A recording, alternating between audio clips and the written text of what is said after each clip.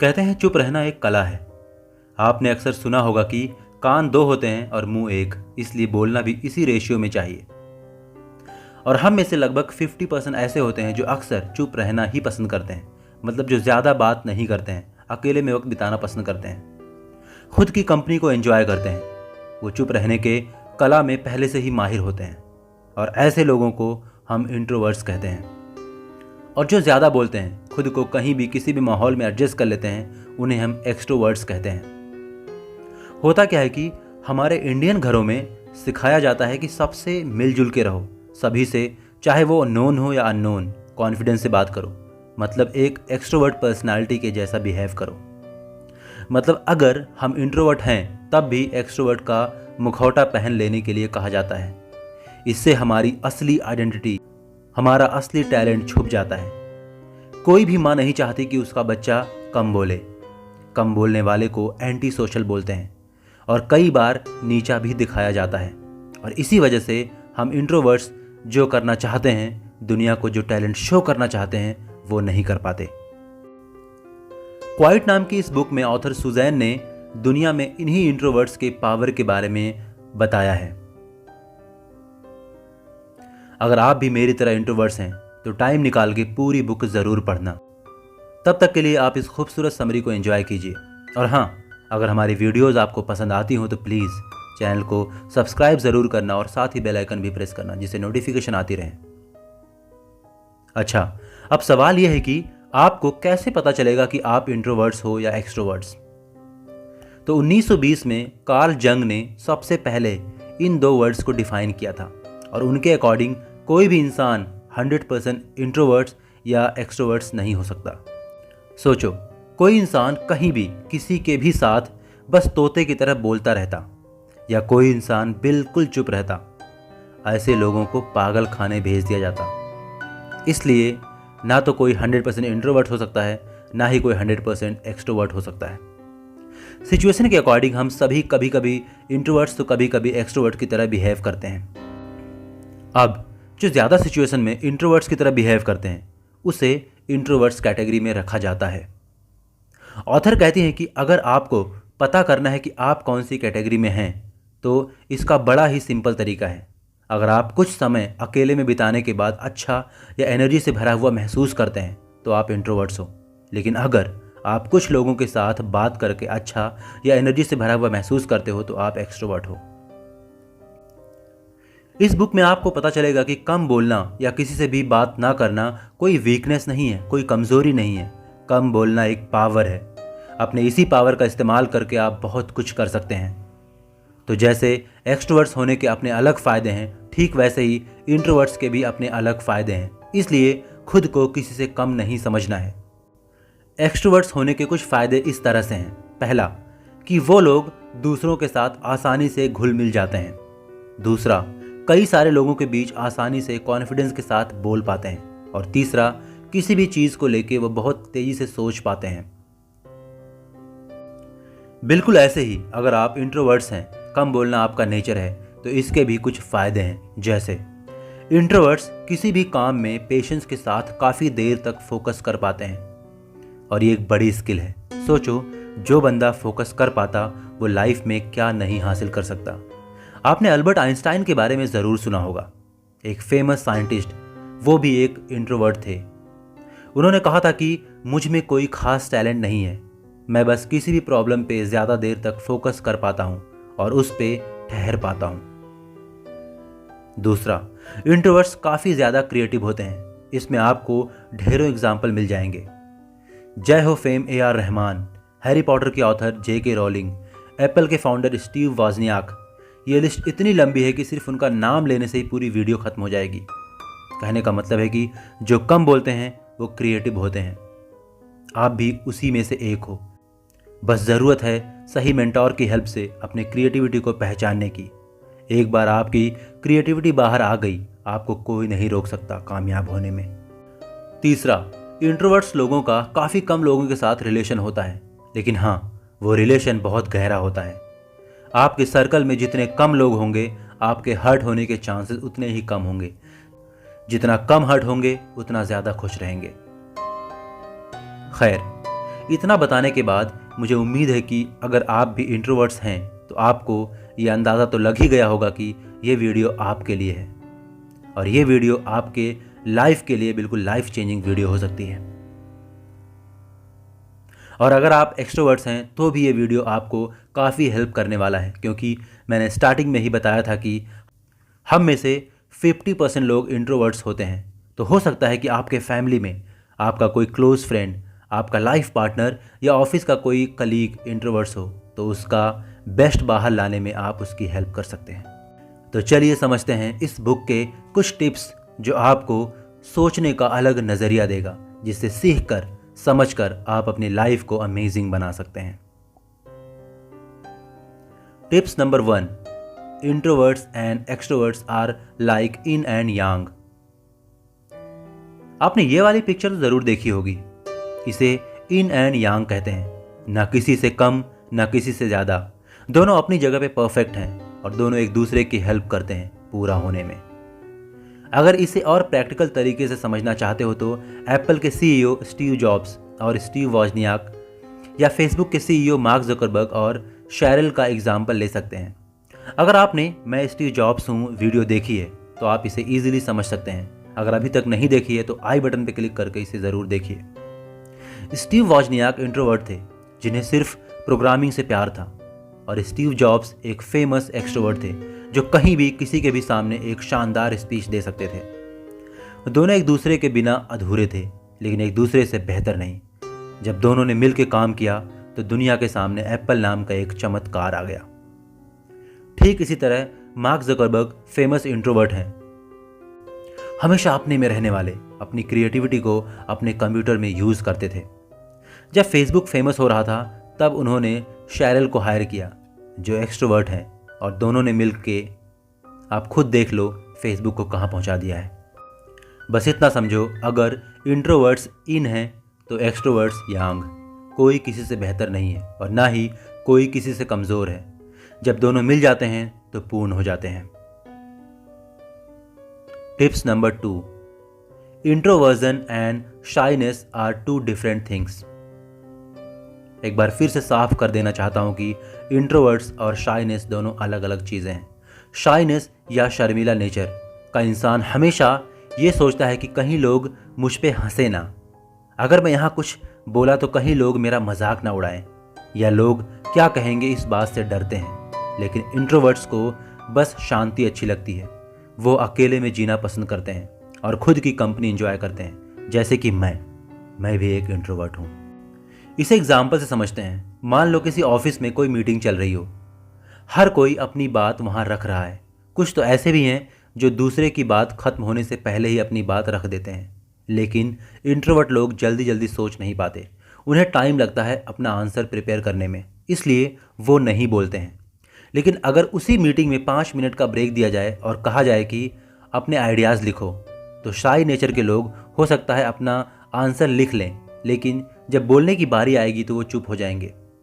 फिर से उन्हें इस बात का डर लगेगा कि कहीं मैं गलत हुआ तो बाकी लोग क्या सोचेंगे। लेकिन वहीं इंट्रोवर्ट लोग अपने आइडियाज़ अच्छे से लिखेंगे भी और ज़रूरत पड़ने पे उसे एक्सप्लेन भी कर पाएंगे। तो इस टिप्स में अगर आप शाई हैं तो प्लीज़ ये सोचना छोड़ दो कि लोग क्या कहेंगे। अगर ये भी आप सोचेंगे कि लोग क्या सोचेंगे तो लोग फिर क्या सोचेंगे। लोग तो कुछ कहेंगे ही, लोगों का काम है कहना, चाहे आप अच्छा करो या बुरा। और एक्सट्रोवर्ट्स बिल्कुल दिल की गहराई से समझ लो कि उस मीटिंग में जो सबसे अच्छा रिजल्ट निकलेगा, जो सबसे अच्छा आइडियाज़ आएगा, वो एक इंट्रोवर्ट के थ्रू ही निकलेगा। तो यहाँ उनको ज़्यादा शांत रहने का मौका दो और उनको सपोर्ट करो, तभी दोनों साथ मिलकर आगे बढ़ पाओगे। Tips number 3, different people do their best in different working environment. Okay, एक एक्सपेरिमेंट की कहानी सुनाता हूँ। फेमस साइकोलॉजिस्ट रसेल गेन ने 2 ग्रुप पे एक एक्सपेरिमेंट किया। एक ग्रुप में इंट्रोवर्ट्स और एक ग्रुप में एक्सट्रोवर्ट्स, और दोनों ही ग्रुप्स को एक मैथमेटिक्स का प्रॉब्लम सॉल्व करने के लिए कहा गया। उन्होंने कहा, ये लो, दोनों ग्रुप्स को इसे सॉल्व करना है, देखते हैं कौन बेटर है। दोनों ही ग्रुप्स लग गए प्रॉब्लम को सॉल्व करने में। और पीछे से इन्होंने क्या किया कि उस रूम में चल रहे बैकग्राउंड म्यूजिक को एक बार घटाया और 2री बार बढ़ाया। उन्हें बस यह जानना था कि इनका उन पर क्या असर होता है। इसका रिजल्ट ये मिला कि जब बैकग्राउंड म्यूजिक कम था तो इंट्रोवर्ट्स ग्रुप ज़्यादा बेहतर परफॉर्म कर पा रहे थे, और वहीं जब म्यूजिक ज़्यादा लाउड था तो एक्सट्रोवर्ट्स ग्रुप ने बेहतर परफॉर्म किया। मिस्टर रसेल की इस स्टडी ने यह बात साबित कर दिया कि अलग अलग तरह के लोग अलग अलग इन्वायरमेंट में अलग अलग परफॉर्म करते हैं। ऐसा कुछ आप लोगों ने भी अपनी ज़िंदगी में महसूस किया होगा। जैसे अगर मैं अपना ही एग्जाम्पल लूँ, मुझे हमेशा सॉफ्ट काम म्यूज़िक पसंद आता है जिसमें मिठास होती है, लेकिन वहीं मेरे दोस्तों को ऐसे सॉन्ग सुन के नींद आने लगती है। उन्हें तड़कता भड़कता पंजाबी सॉन्ग्स और म्यूज़िक पसंद आता है। इसका मतलब बस इतना है कि मैं कोई भी काम तेज़ म्यूज़िक, शोर शराबे या भीड़ में नहीं कर पाऊँगा। मुझे सोचने में टाइम लगता है। कोई भी काम करने के लिए शांत, अकेलापन या डिम सॉफ्ट म्यूज़िक की ज़रूरत होती है, तभी मैं बेहतर काम कर पाता हूँ। और एक्सट्रोवर्ट्स बिल्कुल इसके अपोजिट होते हैं। आपने एक और बात नोटिस की होगी कि आजकल स्कूल्स, कॉलेज या ऑफिसेज में एक्सट्रोवर्ट्स को और उस तरह के इन्वायरमेंट को ज़्यादा बढ़ावा दिया जा रहा है। इस वजह से इंट्रोवर्ट्स कभी अपना बेस्ट नहीं दे पा रहे हैं। अगर इस वीडियो को कोई इंट्रोवर्ट्स देख रहा होगा तो वो इस पेन को ज़रूर समझ पाएगा। लेकिन हाँ, कुछ वर्ल्ड क्लास कंपनीज़ हैं जो कभी भी इस चीज़ को नज़रअंदाज नहीं करते। उन्हें पता है कि उनका बेस्ट काम इंट्रोवर्ट्स ही कर सकते हैं। कंपनी के बैकबोन वही हैं। इसलिए 3M कंपनी के चेयरमैन विलियम मैकनाइट ने कहा था कि hire good people and leave them alone. मतलब अच्छे लोगों को हायर करो और उन्हें काम करने के लिए अकेला छोड़ दो। वो जो लेके आएंगे वो कोई नहीं ला सकता। और इन्होंने अपनी कंपनी में वही किया था। उनके कंपनी के सभी एम्प्लॉयज़ को 15% टाइम अपने पसंदीदा किसी भी प्रोजेक्ट पे काम करने की फ्रीडम दी जाती है। गूगल के बारे में तो सबने सुना होगा। कल को कभी अगर आपको गूगल में काम करने का मौका मिले तो आपको पता चलेगा गूगल अपने एम्प्लॉयज़ को दिन का 20% अपना मनपसंद काम करने की फ्रीडम देती है। गूगल आज कहाँ पहुँच गई है ये मुझे बताने की ज़रूरत नहीं है। और अगर आपको कभी न्यूयॉर्क में गूगल के हेडक्वार्टर जाने का मौका मिलता है, तब वहाँ आप देखोगे कि वहाँ दोनों ही तरह के पर्सनालिटी के लोगों को उनके काम करने के इन्वायरमेंट डिज़ाइन किया गया है। जिसको जिस इन्वायरमेंट में काम करना पसंद है उनके लिए वैसा ही सेटअप मिलेगा। इस पूरे टिप्स का मतलब बस इतना है कि अगर आपको खुद से सेटअप नहीं मिलता जैसा कि आप चाहते हो, तो कुछ भी करके अपने लिए वैसा ही सेटअप बनाओ और दोनों एक दूसरे की पर्सनालिटी की इज्जत करो। एक दूसरे को वैसा माहौल दो जिसमें वो कुछ अमेजिंग कर सके, क्योंकि अलग अलग तरह के लोग अलग अलग इन्वायरमेंट में अलग अलग परफॉर्म करते हैं। और इसकी शुरुआत अपने ही कमरे से करो। जो चीज़ें आपको ज़्यादा पसंद हो वो सारी चीज़ें अपने कमरे में लगाओ, रिजल्ट मिलेगा। Tips number 4, solitude fuels creativity. मतलब एकांत क्रिएटिविटी को बढ़ाने का ईंधन है। बुद्ध ने क्या किया? जब उन्हें उनके सवालों के जवाब नहीं मिले तो वो घर छोड़ के अकेले निकल पड़े और तब तक अकेले सिर्फ खुद के साथ टाइम बिताया जब तक उन्हें उनके सवालों के जवाब नहीं मिल गए। मोहम्मद ने क्या किया? जब अपने ही लोगों की बातों से और समाज में फैली बुराई से परेशान हो गए, उन्हें कुछ सवाल काटने को दौड़ने लगे तो हीरा नाम की गुफा में अपना पूरा टाइम बिताने लगे। कई दिनों तक वहाँ रहने के बाद, खुद से बातें करने के बाद आखिर उन्हें भी उनके सवालों के जवाब मिल गए। बात सिर्फ मोहम्मद या बुद्ध की नहीं है। लगभग सभी धर्मों में माना जाता है कि अपने अंदर की क्रिएटिविटी को बाहर लाने के लिए आपको एकांत में, जहाँ कुछ भी आपको डिस्टर्ब करने के लिए ना हो, वहाँ टाइम बिताइए। इसलिए तो ध्यान को, मेडिटेशन को इतना ज़्यादा महत्व दिया जाता है, स्पेशली इंडियन कल्चर में।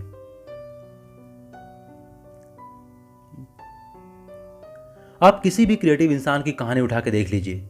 उसने कुछ क्रिएटिव तभी किया है जब उसने सिर्फ खुद को टाइम दिया, सिर्फ खुद से बातें की हैं। आपने अक्सर नोटिस भी किया होगा कि सबसे अच्छे आइडियाज़ नहाते टाइम या फिर टॉयलेट सीट पर बैठने के बाद ही आते हैं, क्योंकि उस टाइम हम सिर्फ खुद से बात कर रहे होते हैं। बस शर्त इतनी है कि आपके साथ आपका फ़ोन नहीं होना चाहिए। हमारी थिंकिंग अक्सर दूसरे लोगों से इन्फ्लुएंस हो जाती हैं। हम अक्सर दूसरों की नकल करने की कोशिश करते हैं और कभी भी खुद से कोई बोल्ड स्टेटमेंट नहीं ले पाते, क्योंकि हमें डर होता है कि लोग क्या कहेंगे। इसलिए अगर आप इंट्रोवर्ट्स हैं तो सबसे पहले एक दिन से स्टार्ट कीजिए। पूरे दिन में कोई भी 1 घंटा अपने लिए निकालिए। पास में ना फ़ोन हो ना कोई बात करने वाला। कुछ मत करो, बस बैठे रहो। धीरे धीरे इसे बढ़ा के हफ्ते में या 15 दिन में एक पूरा दिन कर दो। एक पूरा दिन सिर्फ अपने साथ, उस दिन फ़ोन को छूना भी नहीं है। रिजल्ट चौंका देगा। ऐसे ऐसे आइडियाज़ आएंगे जो आपको बदल के रख देंगे। बस एक ही शर्त है, आइडियाज़ आने के बाद उस पर काम करना स्टार्ट कर देना होगा। Tips number 5, introverts can also be a great leader. देखो, अक्सर लोग ये मानते हैं कि एक इंट्रोवर्ट्स ग्रेट लीडर नहीं होते हैं। लोगों को लगता है कि जो ज़्यादा बोलता है या कहीं भी किसी भी सिचुएशन में खुद को एडजस्ट कर लेता है वो ही अच्छा लीडर होता है। लेकिन मेरे भाई, ऐसा बिल्कुल नहीं है। महात्मा गांधी, रूजवेल्ट या कुछ ऐसे लोग थे जिन्हें ज़्यादा बोलना पसंद नहीं था, जो इंट्रोवर्ट्स थे, लेकिन ये करोड़ों को इन्फ्लुएंस कर पाए। ऐसा इसलिए कि लोग उनसे आसानी से जुड़ सकते थे। लोग ये जानते थे कि ये जो कुछ भी कर रहे हैं वो पावर या पैसे के लिए नहीं कर रहे हैं। अलग अलग फील्ड्स में अलग अलग लीडर हो सकते हैं। जैसे अगर मैं सेल्स की बात करूं, एक इंट्रोवर्ट्स कभी भी सेल्स मैनेजर नहीं बन सकता। अगर बनेगा भी तो अच्छा नहीं। उसके लिए एक एक्सट्रोवर्ट पर्सनालिटी के बंदे की ही ज़रूरत पड़ेगी। लेकिन वहीं अगर किसी इनोवेटिव कंपनी में कोई मैनेजर हो तो वो इंट्रोवर्ट्स ही होगा। वही उस टीम को सही से मैनेज कर पाएगा और साथ ही नए नए आइडियाज़ ला सकता है। चलिए आपके बीच से एक एग्जांपल देता हूँ। आज महेंद्र सिंह धोनी को कौन नहीं जानता, लेकिन वो भी इंट्रोवर्ट हैं। लेकिन क्रिकेट में उनसे बड़ा कोई लीडर नहीं है। क्वाइट नाम की इस बुक की ऑथर सुजैन केन भी इंट्रोवर्ट ही हैं, इसलिए वो ये बुक लिख पाई। लेकिन जब उन्हें इस बुक की मार्केटिंग करनी थी तो उन्हें भी कई जगह स्पीच देना पड़ा, जिसमें वो बिल्कुल भी कंफर्टेबल नहीं थी। लेकिन उन्होंने कुछ पब्लिक स्पीकिंग के कोर्स किए और तब जाके अपने स्पीच दिए। उनका दिया गया टेड टॉक में स्पीच बिल गेट्स के अकॉर्डिंग बेस्ट स्पीच है। उसका लिंक मैंने डिस्क्रिप्शन में दे दिया है, आप भी चाहें तो देख सकते हैं। तो दोस्तों, अगर आप भी इंट्रोवर्ट हैं तो टेंशन मत लो, आप भी महान लीडर बन सकते हो। बस अपने फील्ड को जानो और उसमें लगे रहो, क्योंकि हार्ड वर्क का कोई रिप्लेसमेंट नहीं है। आप अगर इंट्रोवर्ट हैं तो इस बुक को एक बार ज़रूर पढ़ना, उसका भी लिंक डिस्क्रिप्शन में दिया गया है। और कौन सी बुक का समरी चाहते हैं या मैं कौन हूँ सीरीज़ में कौन सी पर्सनालिटी की कहानी सुनना चाहते हैं मेरी आवाज़ में, तो कमेंट बॉक्स में ज़रूर बताइए। एंड नीडलेस टू से, अगर वीडियोस पसंद हो तो प्लीज़ सब्सक्राइब कीजिए और दूसरों तक शेयर भी कीजिए। Thank you.